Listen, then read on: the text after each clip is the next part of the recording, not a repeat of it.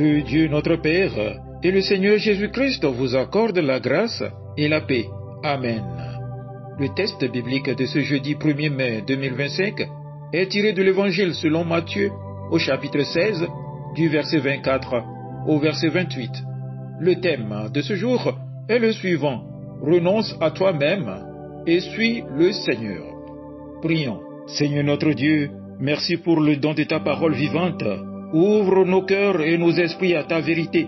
Envoie ton Esprit Saint pour nous éclairer, que nous comprenions ce que tu veux nous dire aujourd'hui. Donne-nous l'humilité d'accueillir ton message et la force de le mettre en pratique dans notre vie. Amen. Matthieu chapitre 16, du verset 24 au verset 28. Alors Jésus dit à ses disciples: si quelqu'un veut venir après moi, qu'il renonce à lui-même, qu'il se charge de sa croix et qu'il me suive. Car celui qui voudra sauver sa vie la perdra, mais celui qui la perdra à cause de moi la retrouvera. Et que servirait-il à un homme de gagner tout le monde s'il perdait son âme? Ou que donnerait un homme en échange de son âme? Car le Fils de l'homme doit venir dans la gloire de son Père avec ses anges, et alors il rendra chacun selon ses œuvres.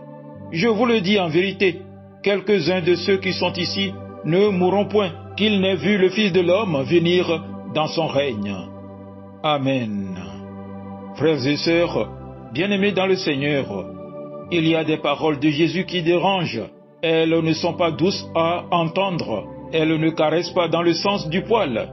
Et aujourd'hui, dans ce passage de Matthieu, Jésus ne nous propose pas une vie facile ni confortable. Il nous lance un appel fort, exigeant, presque provocateur. Si quelqu'un veut venir à ma suite, qu'il renonce à lui-même, qu'il se charge de sa croix et qu'il me suive. Ce n'est pas exactement le message auquel on s'attendrait dans un monde où l'on nous dit d'être nous-mêmes, de suivre nos rêves, de chercher notre confort, notre sécurité. Et pourtant, c'est ce renoncement-là que Jésus place au cœur de la vie chrétienne. Mais que veut dire Jésus quand il nous demande de renoncer à nous-mêmes? Est-ce qu'il veut que nous nous haïssons, que nous oublions notre identité, que nous supprimions nos désirs? Non. Renoncer à soi-même, ce n'est pas s'effacer, c'est décentrer sa vie. Ce n'est plus moi au centre, mes projets, mes besoins, mon image, mais le Christ au centre. C'est apprendre à dire non, pas ce que je veux, mais ce que Dieu veut.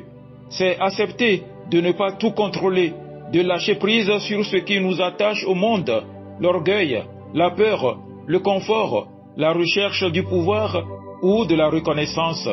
Ce renoncement, frères et sœurs, ce n'est pas une perte, c'est le commencement de la liberté. La vraie liberté, c'est celle qui naît du don de soi. Ensuite, Jésus ajoute qu'il se charge de sa croix. Et là encore, ce n'est pas une image facile.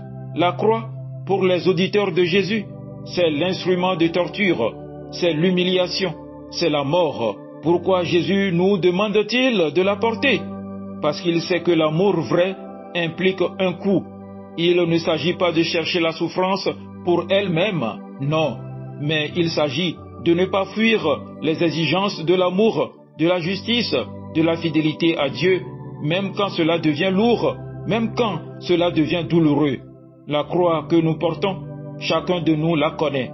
C'est une épreuve, un combat intérieur, une mission difficile, une fidélité à tenir. Mais si nous la portions avec foi, elle devient un chemin de vie. Car ce n'est pas la croix qui sauve, c'est le Christ qui la porte avec nous.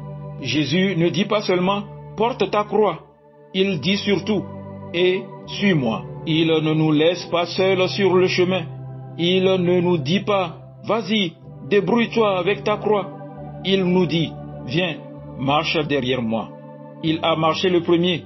Il a connu la souffrance, le rejet, l'injustice, mais il a aussi ouvert le chemin de la résurrection.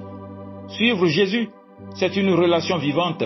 Ce n'est pas une idée, une morale ou un rite. C'est marcher avec lui, jour après jour, dans les choix concrets de notre vie. Suivre Jésus, c'est aimer quand c'est difficile, pardonner quand ça coûte, espérer quand tout semble perdu. Enfin, Jésus nous dit un paradoxe magnifique. Celui qui veut sauver sa vie la perdra, mais celui qui perdra sa vie à cause de moi la trouvera. Nous passons notre temps à vouloir préserver notre vie, notre confort, notre réputation, notre tranquillité. Et Jésus nous dit que c'est en perdant cela, en le donnant librement pour lui, que nous découvrons ce qu'est la vraie vie. La vie pleine, la vie éternelle, la vie qui ne meurt pas, la vie qui trouve son sens dans l'amour. Frères et sœurs, Jésus ne nous promet pas un chemin facile, il nous promet un chemin vrai, et il nous promet surtout sa présence. Renoncer à nous-mêmes, porter notre croix, le suivre, c'est le chemin du royaume. C'est le chemin de la paix, de la joie profonde, de la vie en abondance. Alors, aujourd'hui, posons-nous la question, à quoi suis-je appelé à renoncer pour suivre le Christ plus pleinement? Quelle croix suis-je invité à porter avec foi et courage? Et surtout, suis-je prêt à marcher derrière Jésus, même si cela me coûte? Le Seigneur ne nous appelle pas à une vie tiède, il nous appelle à une vie donnée, et c'est là que se trouve la véritable victoire. Amen. Agréable journée à vous tous et bon mois de mai à chacun de nous.